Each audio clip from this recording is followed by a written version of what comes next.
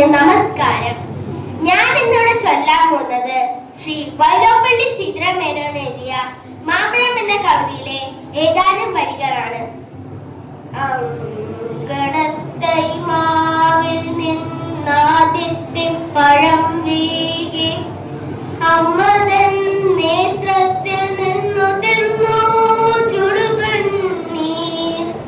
4 മാസത്തിൻ മുൻപിലേറെ നാൾ കൊതിച്ചിട്ട് ഈ ബാലമാകന്തം പൂവിട്ടുണ്ണികൾ വിരിയവേ.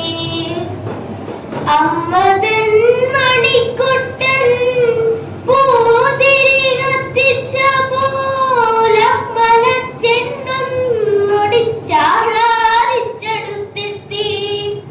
ചുടിച്ചു മാതാവപ്പോൾ ഉണ്ണികൾ വിരിഞ്ഞ പൂടിച്ചു കളഞ്ഞല്ലോ കുസൃതിക്കുരുന്നേനി.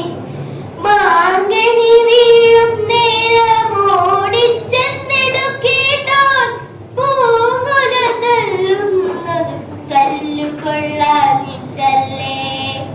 പൈതലിൻ പാവം മാറി വദനാംബുജം വാടി കൈത്തവം കാണാ കണ്ണു കണ്ണു നീർ തടാകമായി.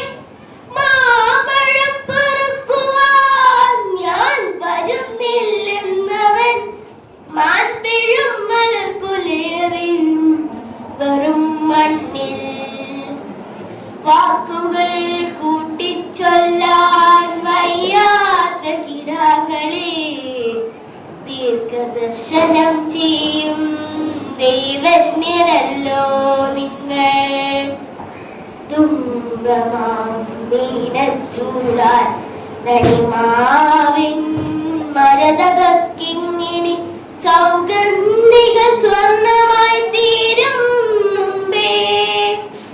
മാങ്കണി വീഴാൻ കാത്തു നിൽക്കാതെ മാതാവിന്റെ പൂങ്കുയിൽ കൂടും വിട്ട് പരലോകത്തെ പൂകി. വാനവർ കാലോമലാൽ പാരിനെ കുറിച്ചു ദാസീനനായി ക്രീഡാരസനീനായവൻ വാഴ്കി.